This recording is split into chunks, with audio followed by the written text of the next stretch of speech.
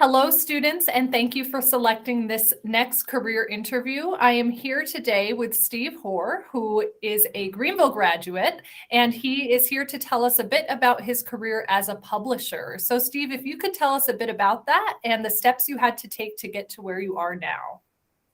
Absolutely, sure.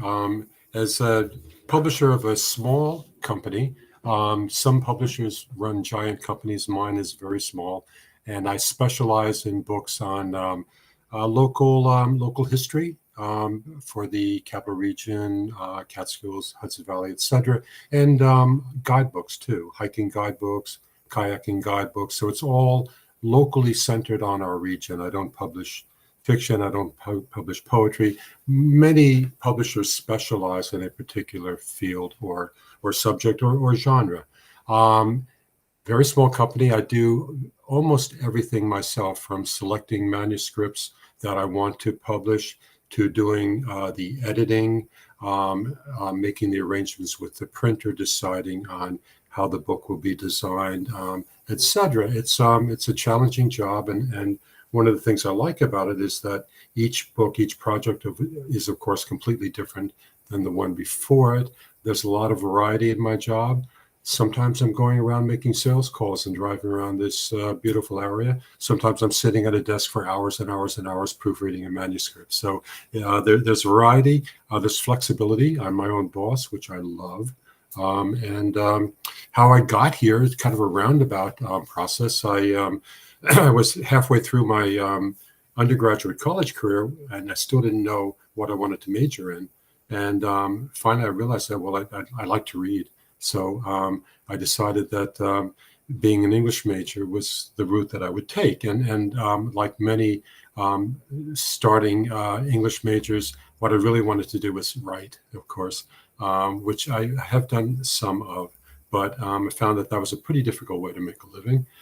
So from there, I went on to, I did a variety of jobs, and then I happened to land a job as the editor for Black Dome Press back in 1993, 1994, and gradually learned the business. And when the publisher decided to retire, I bought the business. All right, thank you. So walk us through, and you did kind of give a little bit of an idea, a taste of what you do, but walk us through a typical day. You wake up, you go to work. What is it that you do each day? A typical day, I wake up and I make a long list of what I'd like to accomplish, and I usually accomplish about half of that, so I have to prioritize. Again, I'm not sure there's a typical day, which is nice in a way. There are many aspects to running a country that have nothing to do specifically with books. There are bills to pay, taxes to pay, deposits to make, sales to make, etc. All of those things I do, as well as the editing and the actual publishing of a book. So it's hard to say. Today, for example, I was on the phone for about 15 minutes with the fellow who designs my books, who does the layout, designs the covers for me, talking about a future project that we'll be working on. I spent part of the morning calculating the royalties that I pay my authors at the end of the year. I do a little bit at that time because there's so many authors over a 30-year period. And now I'm talking to some high school students. I hope that some will tune in. Anyway, if you like books, no point in doing this job if you don't like books. And the way you get good at being a publisher is the way you get good at anything else. You become a good writer by reading a lot. And by reading a lot, you also, after a while, you know what makes a book work and what makes a book not work. And those are all guideposts that you use if you're a publisher. I get probably 30, 40, 50 submissions every year, people sending me manuscripts because they want me to publish their book. Of those, maybe I published 2 or 3. So it's a very selective process. And usually you know right away whether it's a good book or whether you think it's a good book or not. I know that's a very subjective thing. What's a good book? What is a bad book? But frankly, there are books that are badly written, and there are books that are well written, and you learn that by reading.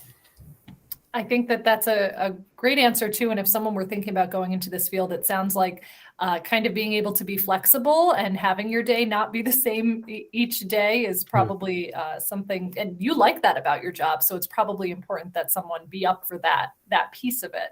I do. Sometimes it can be more challenging than you would want it to be.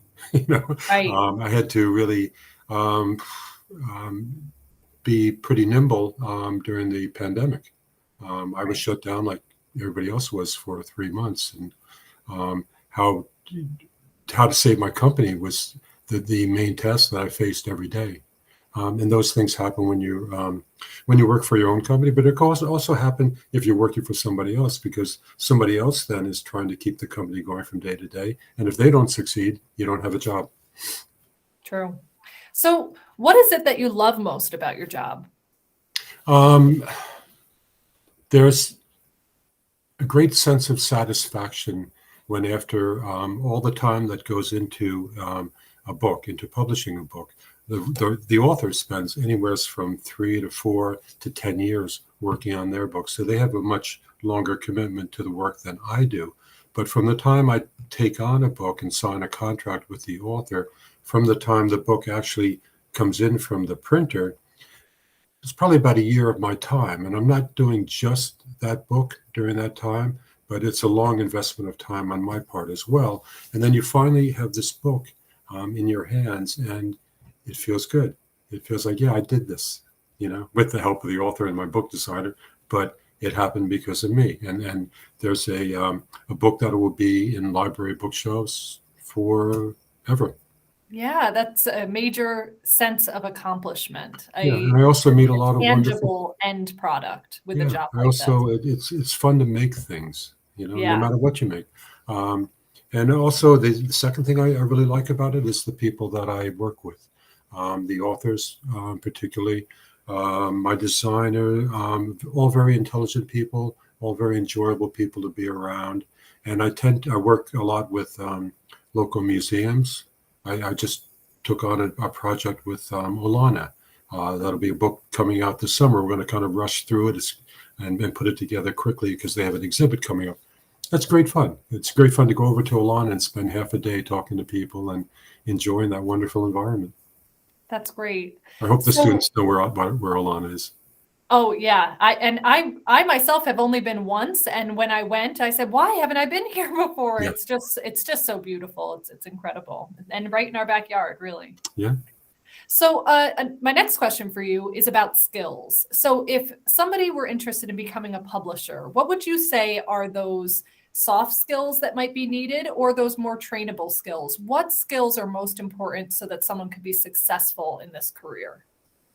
Well, to be a publisher, first of all, nobody, unless their daddy's the publisher, just becomes a publisher without working your way up.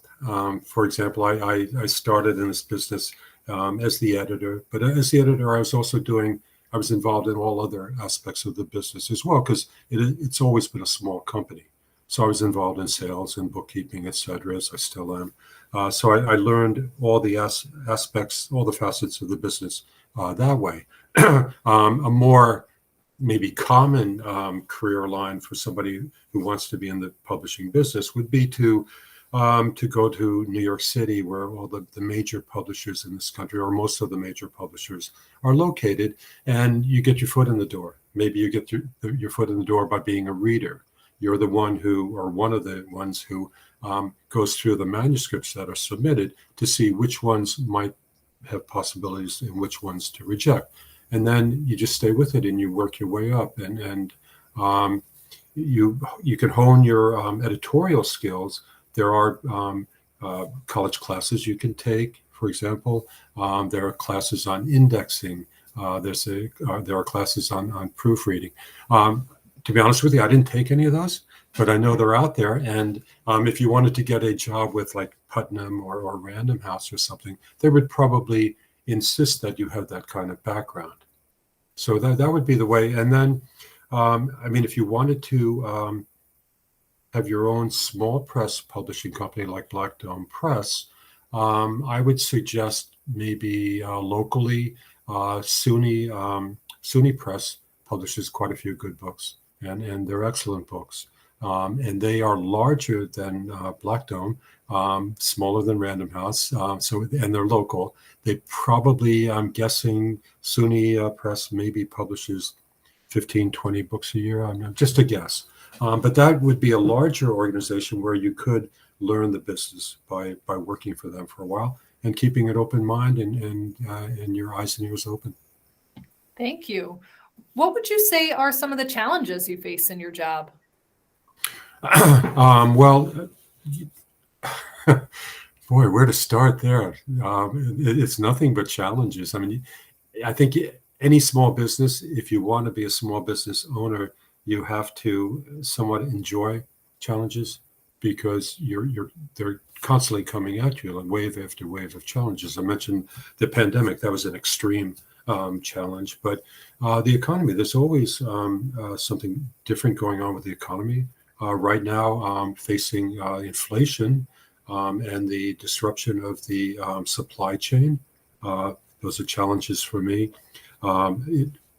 Prior to the pandemic, when I had a book ready to go to the printer, I don't actually do the printing. I send it out to people that do that for. They have a company that do that for a living. They do. That's too big a job for Black Dome. And there are printers scattered throughout the world. But in prior years to the pandemic, I would send a book to the printer, and in 3 weeks, I would get delivery of cases and cases of books. Now it's 3 months. That's what's happened to the supply chain with paper shortages, labor shortages, which we're still going through. So that's another challenge. And also, shipping is an important part of my business. When I get orders, I generally have to ship the books somewhere. Shipping costs have gone way up. So, you're always, you're turning from one challenge to the next. And it's overcoming those. You have to be nimble. But when you do overcome a challenge and work it out, again, it's a feeling of satisfaction. You've done it, and you get the rewards. It's your business. If a book that you publish is successful, you make money. If it's not successful, you lose money. But the rewards are there when you're successful. Yeah, sounds like the challenges are worth it. Yeah, I think so. Yeah. So tell me about your work environment. What's your work environment like? It's an office. Black Dome has always been able to function as a home run business. Basically, all I need is a phone and a computer, and I do have probably about 25,000 copies of books on hand. That's my inventory presently. So I do rent 3 storage units where all the books are stored. That's part of my work environment too, I guess. But most of the time, I'm either sitting in front of the computer, doing general office work, editing books, etc., or I'm out on the road, meeting with authors and store owners and managers. All right, interesting. And now this question, feel free to answer in a general sense for Sure. publishers in general, but what would you say are the salary ranges for various levels in this field? And are there opportunities for advancement? Well, sure there are. Again, I didn't start out as the publisher, and now I own I own the company. So of course, there are always opportunities for advancement. If you apply yourself and you stay with it and you work hard. As far as it's hard for me to talk about salaries for different positions within the publishing industry because again I work alone, so I don't keep up with what the current pay would be for for a proofreader or or an editor. At a larger book publishing company, there will be senior editors, there will be different levels of editors. So all those would have different salary ranges attached to them. So yeah, basically, I did meet the publisher of Penguin a few years ago, the CEO, and he happened to be Publisher of the Year that year on Publishers Weekly magazine. Very nice man, and he was retiring, and he had bought a big piece of land on Long Island where he was going to start an orchard and a vineyard. So obviously the financial rewards for him were very good, but he was at that time he was CEO of the largest book publishing company in the world. So when you get to the very top, like when you get to the very top of any profession, the financial rewards are considerable. Generally speaking, I would say anything to do with the publishing business, it has to be somewhat of a labor of love. You'll make a living. You're not going to get rich unless you get incredibly lucky. It's the same with authors. The top of the pyramid, those authors become very wealthy, very famous. Underneath them, there are a lot of authors that work very hard, publish very good books, are successful, but maybe they have to supplement their income by teaching at a college, for example. Many of them do. Many of our best writers do. So it's if you want money, become a lawyer or go to Wall Street. Right. I was going to say that I think that's a good answer because it's important to know that it's a labor of love and that you have to have a passion for this career because it's not necessarily going to be the most lucrative, but if you enjoy it, it sounds like there can be some really intrinsic rewards there, which is also important and really meaningful for a meaningful life, I think. Exactly. It's what you want your life to be. Yes. My final question for you, Steve, as a former Greenville student, we've got middle school students who will be watching this interview and high school students who will be watching this interview. Were there any classes that you took when you were a student in their shoes that you feel contribute to what you do now? Well, I always enjoyed English. And when I was a high school student in Greenville, there were some writing projects that we needed to do. And at first I balked, like most students do probably at that. I was frankly more interested in sports when I was in high school than in the classwork itself. But I did find that was kind of the genesis of where I ended up today, is that I did find that I enjoyed the writing process and the creative writing process, and that was like that was the spark that got me going, and that's what led to me when I was in college deciding to become an English major, because I'd always I found that I enjoyed writing, and there's a lot of writing involved in the publishing business. I write all the back cover copy, the press releases. It's kind of mundane stuff in a way, but there's an art to that as well. And of course, emails and business letters, and it's. But if you enjoy words, it's not too bad a process. But that's where I got the start, I would say. So it did all start in Greenville High School. Yeah, the spark started there. Well, Steve, I truly want to thank you for your time today. I appreciate you volunteering your time to talk to us about your career and for offering up your email address if students have follow-up questions. Thank you so much for telling us a bit about being a publisher. I'm glad to do it, and kids, have a good life. Go for what you want to do.